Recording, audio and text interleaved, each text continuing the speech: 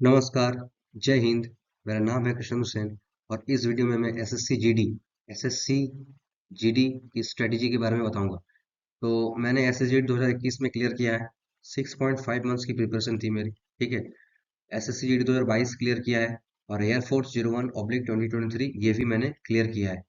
सवाल हो ही सकता है, भाई तुम 3 एग्जाम क्लियर किए हो, अभी भी सिर्फ यूट्यूब वीडियो बनाते हो, नौकरी नहीं करते हो। असल में एसएसजीडी जो है, यहाँ पर मेरा हाइट कम है। यहाँ भी मेरा हाइट कम आया है और यहाँ पर आईसाइट में मुझे मेडिकल के टाइम में रिजेक्ट कर दिया गया था। वरना फेज 2 मैंने मेरा जो है फेज 2 ये मेरा क्लियर हो गया था। ठीक है। यूट्यूब पे मेरा वीडियो पड़ा हुआ, अगर if someone needs proof then you should go in my channel and watch them. ठीक है। चलिए शुरू करते हैं। सबसे पहले बता दूं कि आपका एग्जाम डेट आप सभी को पता होगा कि एग्जाम जो है आपका 20 फरवरी से शुरू होगा। 20 फरवरी से आपका जो एग्जाम है वो शुरू होगा। नोटिफिकेशन की बात करूं तो 24 नवंबर को वो आ जाएगा, यानी आज 21 तारीख है और 2 दिन बाद यानी 24 तारीख को जो आपका नोटिफिकेशन है वो आ जाएगा। ठीक है। 20 फरवरी से आपका इसका एग्जाम होगा। 4 सब्जेक्ट में एग्जाम होता है, मैथ, इंग्लिश, इसके बदले कोई हिंदी भी ले सकता है क्योंकि वो लैंग्वेज है। देन रीजनिंग और जीके। ठीक है। मैथ की अगर मैं बात करूं तो मैथ 20 मार्क्स, 20 क्वेश्चन आती है, 2 मार्क्स ईच, 40। ये भी 40, ये भी 40, ये भी 40, यानी हर एक सेक्शन, चाहे मैथ हो, इंग्लिश हो, रीजनिंग हो, जीके हो, हर एक सेक्शन से 20 मार्क्स की आती है और हर एक क्वेश्चन 2 मार्क्स की, तो 40, टोटल 4 मार्क्स तो 160। तो आपका जो कट ऑफ है ना, जो आपकी कट ऑफ बनती है वो 160 मार्क्स के भीतर बनती है। ठीक है। कट ऑफ वीडियो भी मैं बना चुका हूँ, आप जाके देख सकते हैं। चलिए वन बाय वन शुरू करते हैं कि हर एक सब्जेक्ट को कैसे शुरू करें। सबसे पहला बात मैथमेटिक्स। देखिए मैंने यहाँ पर हर एक सब्जेक्ट का जो ऑफिशियल नोटिफिकेशन में जो सिलेबस दी गई है मैं वो लिखा हूँ। ठीक है। क्योंकि आप किसी भी कोई भी एग्जाम हो, कितना ही बड़ा हो कितना ही छोटा हो, उस एग्जाम का जो सिलेबस होता है ना वो आपके दिमाग में पूरा एकदम ब्लूप्रिंट उसका बना होना चाहिए आपके दिमाग के अंदर। वो छपा होना चाहिए, आपको एकदम लाइन बाय लाइन याद होना चाहिए कि हाँ इस एग्जाम में ये वाला सेक्शन आता है। ठीक है। ये होना ही चाहिए। ठीक है। तो सबसे पहले सिलेबस की बात करूं तो मैथ में परसेंटेज, 1 मिनट, मैथ में परसेंटेज, फिर रेशियो एंड प्रोपोर्शन, फिर प्रॉफिट एंड लॉस, फिर time and distance, time and work, average, mensuration, number system, decimals and whole number. शुरू कैसे करना है? देखिए सीधी बात है।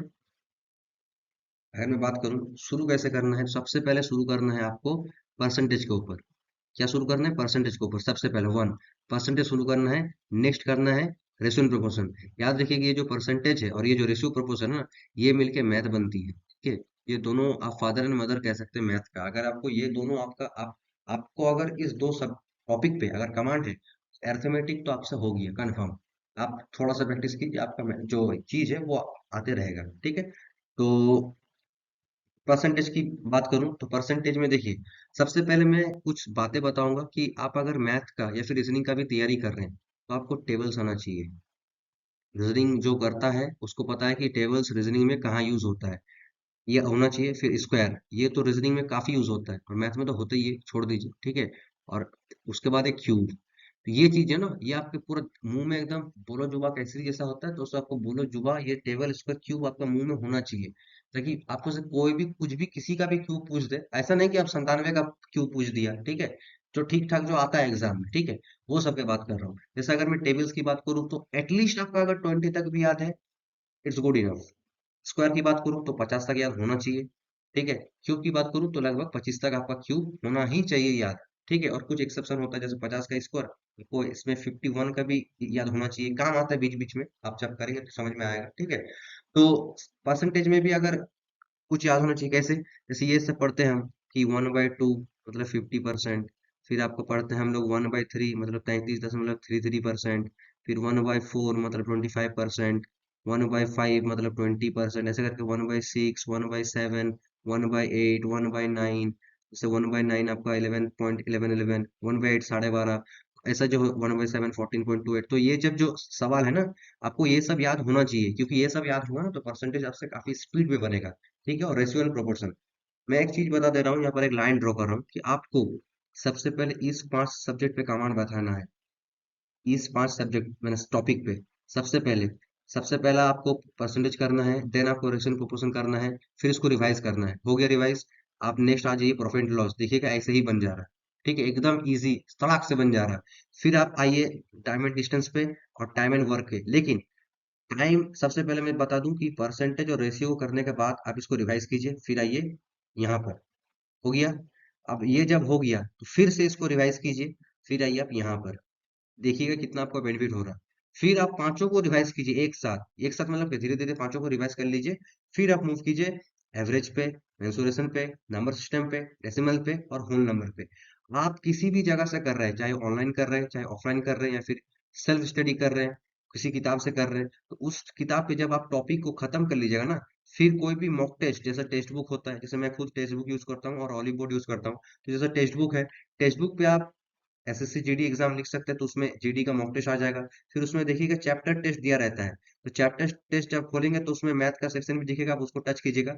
फिर जब उसको टच कीजिएगा ना, तो सारे टॉपिक्स जो भी उस एग्जाम में आते हैं वो आपको वहां पर दिख जाएंगे। तो जब भी मान के चलिए आप परसेंटेज को कंप्लीट कर लिए, तो आप यहाँ पर आके परसेंटेज का 10 सवाल या फिर 20 सवाल जितना रहता है, आप उसको सॉल्व करने की कोशिश कीजिए। देखिए आपसे कितना मार्क, अगर आपका 10 में से 7 प्लस भी बन रहा ना, तो काफी अच्छा आपका उस पे हो चुका है, आप नेक्स्ट चैप्टर पर जा सकते हैं। लेकिन हाँ, आपको बीच बीच में उसको घूम के आके रिवाइज करना ही है, ऐसा नहीं कि आप उसको भूल जाएंगे, भूलना नहीं है यहाँ पर, ठीक है। चलिए नेक्स्ट बात करते हैं। नेक्स्ट अगर मैं बात करूँ इंग्लिश, इंग्लिश की अगर मैं बात करूँ तो इंग्लिश में ऑफिशियल नोटिस में इतना लिखा है कि candidates ability to understand basic English और Hindi and his basic comprehension would be tested. लेकिन देखिए आप सभी को पता है कि आता क्या क्या है। मैं सबसे पहले बता दूं कि इंग्लिश का जो है ना, तीन एस्पेक्ट होता है, तीन चीज पे आपको फोकस करना पड़ता है। एक है आपका वोकैब, दूसरा है आपका ग्रामर, नेक्स्ट है आपका क्लोज टेस्ट। ये 5 मार्क्स, पांच क्वेश्चन आता है क्लोज टेस्ट, ठीक है। सबसे पहले मैं अगर एक बात आपका क्लियर कर दूं कि ये जो है ना ऊपर वाला, ये जो वोकैब है, ठीक है, ये जो वोकैब है और ये जो ग्रामर है, आपका अगर ये दो में कमांड बैठ गया, इस पे आपको अलग से कोई फोकस करना पड़ता नहीं है, ठीक है। क्योंकि इसमें क्या होता है, खुद बताइए आप, क्लोज टेस्ट में क्या रहता है, दो क्वेश्चन, आपका जो भी क्वेश्चन है उसको एनालाइज कीजिए कि ये किसका क्वेश्चन था। देखिएगा आपका ग्रामर था, grammar in the sense tense related हो सकता है, नाउन रिलेटेड हो सकता है, प्रीपोजिशन रिलेटेड हो सकता है, ये हो सकता है। या फिर देखिएगा आप वो वोकैब रिलेटेड था, पैसेज में से कोई भी एक चीज को बोल्ड कर दिया, या फिर आपको लिख दिया कि इसका ऑपोजिट या फिर synonym, correct meaning, same meaning क्या है, लिखिए। तो क्लोज टेस्ट कुछ अलग चीज नहीं है, it's all about grammar and vocab section. अगर आपका कमांड रहा वोकैब और ग्रामर में, तो आपका क्लोज टेस्ट जो है वो भी बनेगा, ठीक है, सीधी बात है। तो फिर भी मैं बता दूं कि आपको फोकस क्या किस पे करना है। एक है वोकैब और दूसरा है आपका ग्रामर। वोकैब है, ग्रामर है। बिगिनर है, सोच लीजिए, आपको तो कोई इसमें टेंशन लेने वाली होती नहीं, सब कोई बिगिनर ही होता है, ऐसा नहीं कि सब कुछ सीख के आता है। वोकैब की बात करूं तो synonyms, antonyms, idiom, next one word substitution, phrasal verb, phrasal verb, और क्या होता है लास्ट में, स्पेलिंग, ये आता है ना, स्पेलिंग ये आता है। हैंडराइटिंग को आप थोड़ा सा नहीं फोकस करें तो बेहतर, ठीक है। तो synonyms, antonyms, idioms, one word substitution, phrasal verb, spelling, ज्यादा आपको, आप अगर आप अपने हिसाब से per day 10 antonym, 10 synonym, 10 antonym मत कीजिए, सिनोनिम को बढ़िया से कीजिए, तो एंटोनिम ऐसा भी हो जाएगा, ठीक है। 10 idiom, 10 one word substitution, 10 phrasal verb, 10 spelling, ये सब करते रहिए, ठीक है। अपने हिसाब से इन द सेंस, आपका अगर देख रहे हैं कि आप अगर हर दिन 10 बार सिनोनिम्स, मैंने दस 10 सिनोनिम्स याद कर रहे हैं, 10 इडियम्स याद कर रहे हैं, 10 वन वर्ड सब्स्टिट्यूशन याद कर रहे हैं, 10 फ्रेजल वर्ब याद कर रहे हैं, 10 स्पेलिंग देख रहे हैं, बेटर है। लेकिन ऐसा मत कीजिए कि 10 में अटक गए, इसको कोशिश कीजिएगा कि 50 100 तक लेके जाए, ठीक है। सच कह रहा हूँ मैं, ऐसा नहीं कि 10 में रह गया, मैं ये काफी कम बोल रहा हूँ। अगर आप बिगिनर भी है ना, तो आपको लगभग 20 प्लस करना चाहिए, 20 25 30, इतना तो आपको करना ही चाहिए। नहीं होता तो कम से कम 15 से स्टार्ट कीजिए, क्योंकि 10 काफी कम है और समय उतना भी ज्यादा नहीं है। लेकिन हाँ, अगर आप ठीक ठाक करेंगे तो एटलीस्ट आप बहुत कुछ कर सकते हैं, ठीक है। तो ऐसा नहीं होता कि जब नोटिफिकेशन निकलेगा तब आप उसकी तैयारी शुरू करेंगे, हाँ। लेकिन एक एक चीज होती है कि हम, मुझे लय पकड़ना है, वो आपका हो जाएगा, इतना सीवर है। तो सिनोनिम्स एंटोनिम्स जो भी मैं कहूँ, आप अपने हिसाब से कीजिए। सोच लीजिए पर डे आप 20 कर रहे हैं, 20 सिनोनिम्स, 20 एंटोनिम्स, एंटोनिम्स नहीं, 20 इडियम, फिर 20 one word substitution, phrasal verb, ये सब कर रहे हैं। फिर उसको धीरे धीरे बढ़िए, फिर सोचिए 4 दिन बाद आप 25 करके शुरू किए, फिर 30 करके शुरू किए, ऐसा करते रहिए, धीरे धीरे बढ़ते रहेगा। और हाँ, वोकैब आपको डेली करना है, क्या हम बोले हम, वोकैब आपको डेली पढ़ना है, डेली। डेली मतलब डेली, एक दिन भी छूटना नहीं चाहिए। चाहे आप सुबह शाम 2 बार पढ़िए, जो वोकैब आप सुबह में पढ़े वही फिर से शाम में या फिर रात में सोने से पहले पढ़िए। ठीक है, और इसे सेम कैलकुलेशन भी, tables, cubes, squares, 2D 3D formulas, ये सब सारी चीजें एक बार सुबह रिवाइज कीजिए, एक बार शाम को रिवाइज कीजिए। ये अलग चीजें, ये आपको 2 वेला करना है, एकदम करना ही है। ठीक है, नेक्स्ट बाकी जो चीज है वो सब करना है। ग्रामर सेक्शन की बात करूँ, देखिए अगर आपका ग्रामर ठीक ठाक है तब तो आपको समझ में आ रहा है कि ग्रामर में करना क्या है। If you are beginner then this is for you. आपको सिर्फ मैं 3-4 टॉपिक बोलूंगा, आपको इस पे कमांड बैठाना है। क्या कहा? 3-4 टॉपिक बोलूंगा, आपको इस पे अपना कमांड बैठाना है। क्या? सबसे पहला, सब्जेक्ट वर्ब एग्रीमेंट। सबसे पहला आपको इस पे कमांड बैठाना है, subject verb agreement. Then noun कर लीजिए, तीसरा प्रीपोजिशन कर लीजिए। ठीक है, subject verb agreement, noun, preposition, और आप इसको कर लीजिए। आप अगर टॉपिक को आप अगर सिलेबस झाटेंगे तो काफी सारा आपको जो टॉपिक है ना इंग्लिश का वो दिख जाएगा। हर चीज आपको हर चीज पढ़ना पड़ता है, noun, pronoun, preposition, adverb, adjective, interjection, conjunction, हर कुछ, मॉडल, मूड, जितना चाह रहे हैं सब पढ़ना पड़ता है। लेकिन अगर आपका बिगिनर है, आपका जो ज्यादा वक्त नहीं है, तो आप सबसे पहले इस पे कमांड बैठाइए। मैं वादा करता हूँ आपसे, फिर आप मॉक टेस्ट दीजिएगा, देखिए कि आपका ये 4 टॉपिक से कितना क्वेश्चन आ रहा है। ठीक है, तो सब्जेक्ट वर्ब एग्रीमेंट, फिर नाउन, प्रीपोजिशन, टेंसेस, आप देख लिए कि हाँ ये चारों आपका कंप्लीट हो चुका है। वक्त अभी भी 1 महीना है। ठीक है, और आपका इसमें पूरा पूरी कमांड बैठ चुका है। तब आप किसी और चैप्टर पे कर सकते हैं। किसी और चैप्टर पे मतलब जैसे नाउन के बदले आप उसके बाद प्रोनाउन कर लीजिए। ठीक है, वो अलग बात है। लेकिन सबसे पहले आपको इन चारों सेक्शन पे, ये जो मैंने बताया यहाँ पर, ये जो मैंने बताया, ठीक है, ये जो मैंने बताया यहाँ पर, subject verb agreement, noun, preposition, tenses, ये आपको पूरा पूरी कंप्लीट करना है। ठीक है, चलिए नेक्स्ट बात करते हैं। आई होप आपको समझ में आ रहा हो। If you have any doubt then comment me. ठीक है, second, vast section, general knowledge. सबसे पहली बात मैं आपको एक चीज बता दूं कि ये जो टॉपिक है ना, डोंट एक्सपेक्ट एनीथिंग। इस टॉपिक से कभी कुछ एक्सपेक्ट मत कीजिए, चाहे आपका प्रिपरेशन जीके में कितना ही हो। ठीक है, समझ में आया क्या बोल रहा हूँ? 40 मार्क्स का इस पे होती है। अगर आपको 40 पे 18, 20, 22 या फिर किसी किसी में 24 भी मिल रहा है, देन इट्स गुड। आपको कोई खराब नंबर नहीं मिल रहा है। इस पे ज्यादा टेंशन लेने वाली बात है नहीं, क्योंकि आपको कभी भी ऐसा भी हो सकता है कम पढ़ के आपको ज्यादा नंबर मिलेगा, किसी को ज्यादा पढ़ के भी कम नंबर मिलेगा, क्योंकि लक के ऊपर है। सोचिए आप जो करंट अफेयर्स पढ़ के गए, आपका शिफ्ट में वही आया है, और किसी का शिफ्ट में वो नहीं आया है जो वो पढ़ के गया है। लक मैटर किया ना इसमें। ठीक है, दोनों ने सेम पढ़ा है, क्योंकि वो कुछ लेकिन आपका अलग अलग शिफ्ट था। उस शिफ्ट पे आपको वो क्वेश्चन आ गया, लेकिन उसका शिफ्ट पे दूसरा कुछ आया। लकी हुआ ना। ठीक है, तो इसलिए इस पे आपका देखिएगा 40 में कभी 18 भी उठ सकता है, कभी 20, कभी 22, कभी 24। जैसे मेरा एवरेज मार्क्स करूँ तो 22 से 24 के बीच में आता है, और कभी कभी वो 20 या फिर कभी कभी 28 का मुंह भी दिखने को मिला है। तो वो पेपर वाइज डिपेंड करता है वो। ठीक है, सीधी बात जो है मैंने बता दिया। सबसे पहले करंट अफेयर्स, इसको शुरू कब करना है? ऐसा नहीं कि डेली पढ़ रहे हो, नहीं। मेरे हिसाब से एकदम परफेक्ट बोल रहा हूँ, 20 फरवरी को आपको एग्जाम है। ठीक है, इससे तो पहले शुरू नहीं होगा, 20 फरवरी से ही होगा। आपको अगर करंट अफेयर्स पढ़ना है तो आप 1 फरवरी से पढ़ना शुरू कीजिए। 1 फरवरी से पढ़ना शुरू कीजिए। कौन सा पढ़ना है करंट अफेयर्स में? सबसे पहला करंट अफेयर्स में आपको फोकस करना है कि आ, यहाँ पर लिख दे रहा हूँ। सबसे पहले आप फोकस कीजिए करंट अफेयर्स पे, इस पेज पे लिख रहा हूँ। If you are preparing for current affairs, then आपको किस किस का करंट अफेयर्स पढ़ना है? सबसे पहले स्पोर्ट्स, स्पोर्ट्स रिलेटेड जो भी है करंट अफेयर्स हुआ है पिछले 1 साल में, वो सब आपको पढ़ना है। Next, awards and honours. देखिए कौन सा अवार्ड किसको क्या मिला है। जैसा होता नहीं, रेमोन मैग्सेसे अवार्ड, फिर नोबेल प्राइज 2000, पद्मा अवार्ड्स, ये सब देखिए कि किसको क्या मिला है।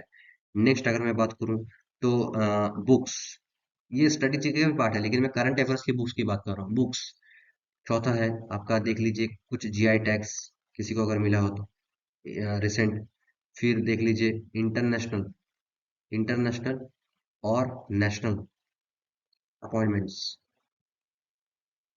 इंटरनेशनल और नेशनल अपॉइंटमेंट्स। इंटरनेशनल बोले तो कि ब्राजील का पीएम कौन बना है। ठीक है, ब्राजील का पीएम कौन बना है, साउथ अफ्रीका का प्रेसिडेंट का नाम क्या है, ये सब। ये सब आपको करना है। तो सबसे पहले करंट अफेयर्स पे आप इस पे फोकस कीजिए, ना कि आप बैंकिंग पढ़ने लग गए, कॉमर्स रिलेटेड बजट कितना था, कितना परसेंट पे क्या हुआ है, फिजिकल डेफिसिट कितना है, वो उतना अभी नहीं। करंट अफेयर्स सबसे पहले इस पे फोकस कीजिए।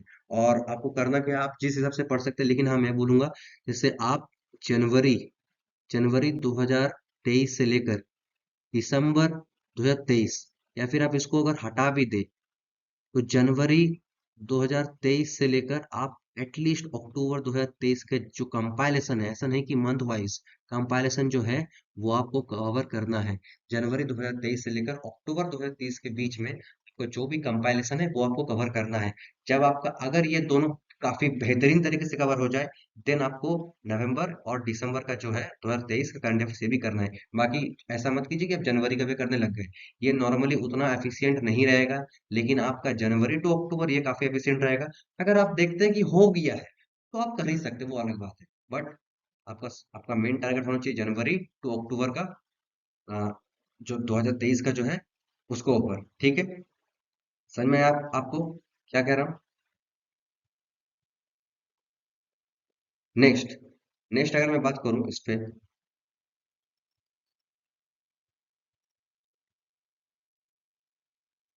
क्या रहता है आपका, history, geography, Indian polity, static GK, ये सब यही सब ना। ऐसा तो नहीं कि और कुछ अलग कुछ आता है, ठीक है। फिर जो ज्यादा और आता है वो है आपका स्टैटिक जीके। क्या है, स्टैटिक जीके, स्टैटिक जीके को ये आना चाहिए। और दूसरा आर्ट एंड कल्चर। बाप रे बाप, एसएससी को क्या इस पे मजा मिलता है समझ में नहीं आता। आर्ट एंड कल्चर से इतना क्वेश्चन देता है कि बोलने का नहीं है, ठीक है। कोई कौन सा म्यूजिकल इंस्ट्रूमेंट कौन बजाता है, कौन सा डांस कहाँ का है, कौन सा फेस्टिवल कहाँ का है, कौन सा थिएटर कहाँ का है, ठीक है।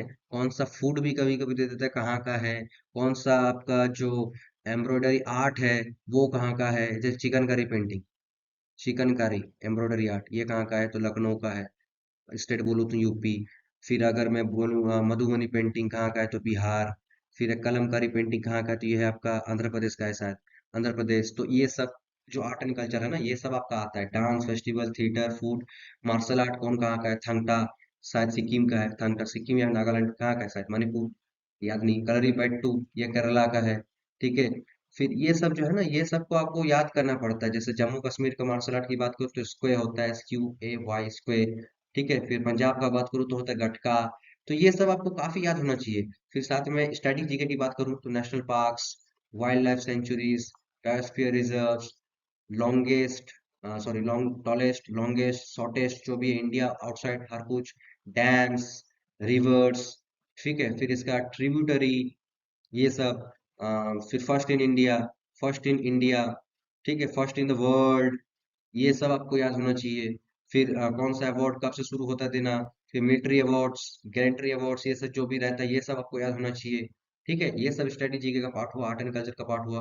तो एक पेज लीजिएगा, उस पर हर एक टॉपिक लिखिएगा, सब टॉपिक लिखिएगा और पढ़िएगा। जैसे सबसे पहले आप ध्यान दीजिए डांस, टिक मार दीजिए कि डांस हो गया। डांस कभी भी नहीं होगा, आपको लगेगा हो गया है, ठीक है, लेकिन होगा कभी नहीं, किसी का भी नहीं होगा, ठीक है। डांस बहुत है, जितना ही पढ़ो आपको ऐसा डांस मिलेगा कि आप नाम तक नहीं सुने, याद दूर का बात है, याद नाम तक आप नहीं सुने हो, ऐसा भी आ जाएगा, ठीक है। तो इसलिए कोई टेंशन लेने वाली बात नहीं है। डांस अलग से अलग से इस पर 4 to 5 पेज बनाएंगे जिसमें सिर्फ डांस लिखेगा। कोई भी मॉक टेस्ट दिए, कुछ आपको अलग डांस दिख गया जो आपको नहीं सुने थे पहले, तो उसको लिख दीजिए, ठीक है। और इसे करके festival, theatre, food, art, martial art, हर चीज, आर्ट एंड कल्चर स्ट्रेटेजी के रिलेटेड वो हर चीज आपका नोट्स बनाना है। और हाँ, आपको काफी मॉक टेस्ट देना है, ठीक है। ऐसा नहीं कि आप सिर्फ एक चीज से बोल दिए, आपको मॉक टेस्ट देना है। मॉक टेस्ट से ही आपका सिलेक्शन होगा। ऐसा नहीं कि किताब पढ़ के सिलेक्शन हो जाए। किताब पढ़ के एक सिर्फ आइडिया होता है कि हाँ मुझे ये जान के रखना है दिमाग में। बाकी जो चीज है ना, जो मेन चीज है वो आपका मॉक टेस्ट कराती है, ठीक है। क्या कराती है, मॉक टेस्ट। और सिर्फ मॉक टेस्ट देना ही नहीं होता है, मेन चीज जो मॉक टेस्ट का वो होता है वो होता है एनालाइज करना। Without analyse everything is just useless.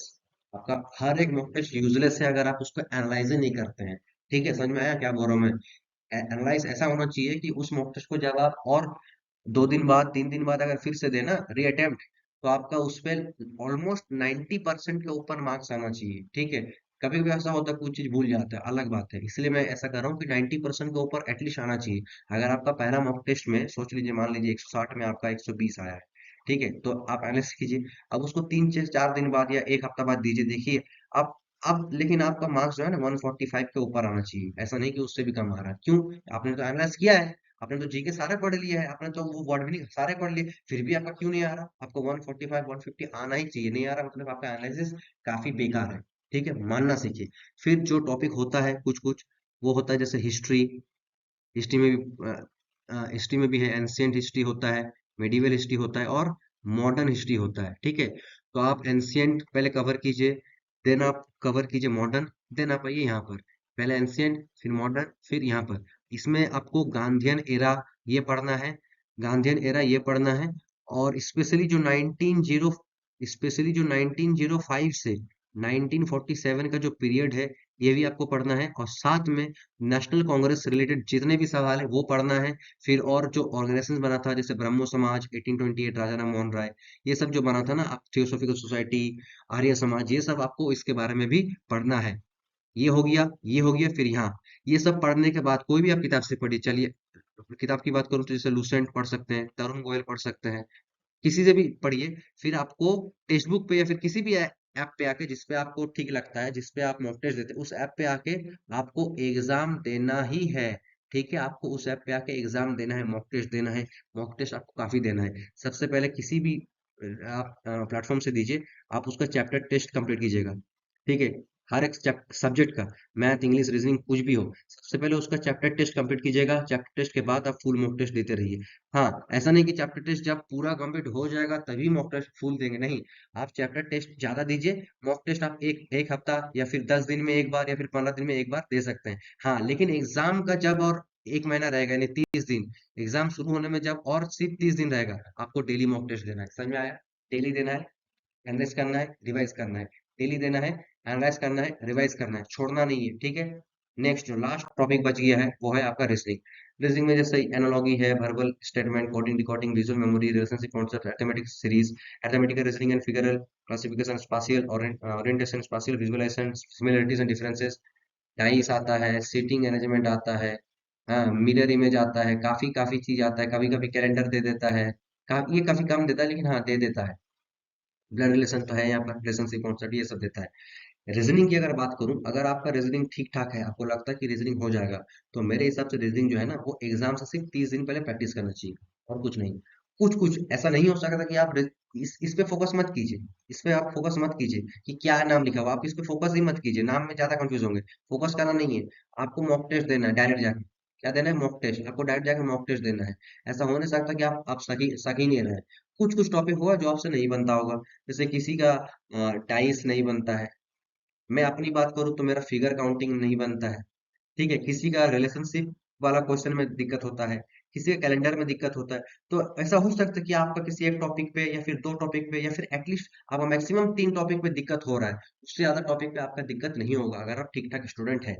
ठीक है, तो आपको जो रीजनिंग है ना, reasoning it's all about practice, और कुछ नहीं है। ये तो नहीं है कि इस पे आपको बहुत कॉन्सेप्ट सीखना है। रीजनिंग आपका ठीक ठाक ऐसे ही हो जाएगा, अगर आपका दिमाग सही है ना, अगर आप पागल नहीं है, आप ठीक ठाक है, तो आपका रीजनिंग ऐसे ही बन जाएगा। इसमें आपको ज्यादा कॉन्सेप्ट सीखना नहीं पड़ता है। हाँ, टाइस कॉन्सेप्ट सीखना पड़ता है, फिगर काउंटिंग का सीखना पड़ता है, ये कैलेंडर सीखना पड़ता है, पर ऐसा नहीं कि आपको हर चीज का कॉन्सेप्ट सीखना पड़ता है। क्या कॉन्सेप्ट सीखना पड़ता है? मैं अगर ऐसा लिख दूं, 16, 26, 37, 50, कितना, मैं क्यों सीखूं?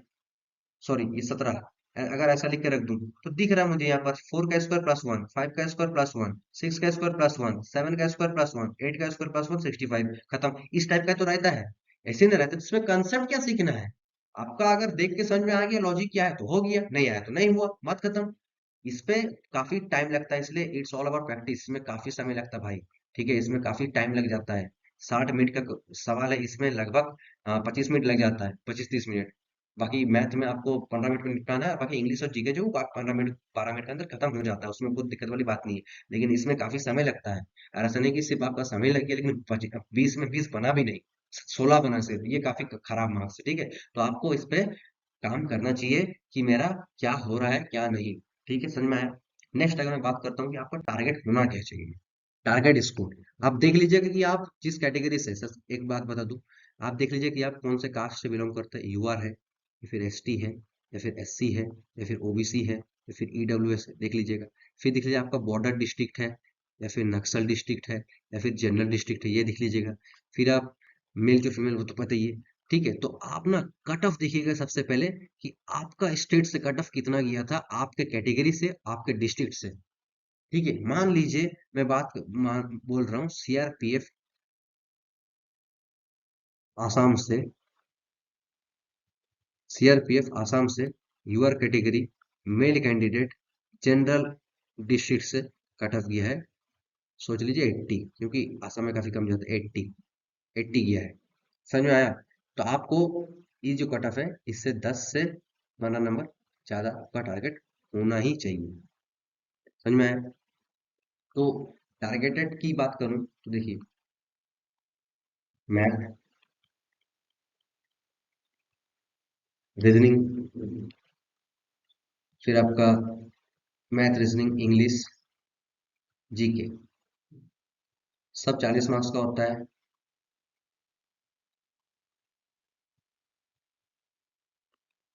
मैथ में आपका अगर सही से प्रिपरेशन रहा, देखिए हर स्टेट का अलग अलग होगा, ठीक है, क्योंकि आसाम में कट ऑफ 80 85 में जाकर थम जाता है। और वही जगह अगर मैं यूपी बिहार की बात करूं तो काफी जगह में 140 130 चली गया है। तब यहाँ का बंदा को इस वाला फोकस करना ही नहीं चाहिए, दोनों अलग अलग है। इसलिए अपने अपने स्टेट के हिसाब से फोकस कीजिएगा। ठीक है, मैं यहाँ पर अगर मैं कुछ बताऊंगा तो वो काफी डिफरेंस हो जाएगा, क्योंकि कोई ऐसा भी स्टेट, जैसा मैं आसाम का ही बोल रहा हूँ, आसाम का कट ऑफ काफी कम जाता है अगर मैं यूपी से तुलना करूँ। ये वाला लड़का अगर यहाँ का कट ऑफ को देख के तैयारी करे तो उसको काफी ज्यादा लगेगा, उतना आता भी नहीं है। ठीक है, उतना होता ही नहीं है कट ऑफ, तो उसको क्यों उतना करना है।